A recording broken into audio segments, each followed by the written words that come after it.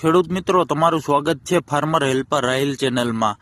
આપણી કોથમીના ભાઠા આપણે પાંગરી ગયા છે, તમે જોઈ શકો છો। ભાઠા પાંગરીને પિયતમાં ડૂબાઈ નહીં એવડા થાય ત્યારે તેને પિયત આપવાનું હોય છે। આપણે પિયત આપવાનું કામ ચાલુ કરી દીધું છે, તમે જોઈ શકો છો।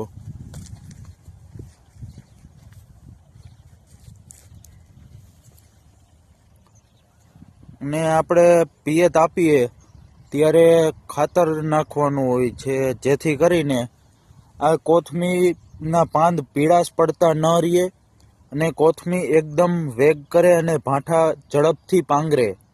તો એના માટે આપણે પિયત સાથે ખાતર પણ આપી રહ્યા છીએ। જો 1.5 વીઘો જમીનમાં ખાતરની તમને વાત કરું તો આપણે 15 કિલો યુરિયા તેમજ 5 કિલો ઓમકાર ઝીંક પ્લસ આપણે પિયત સાથે આપી રહ્યા છીએ, તમે જોઈ શકો છો।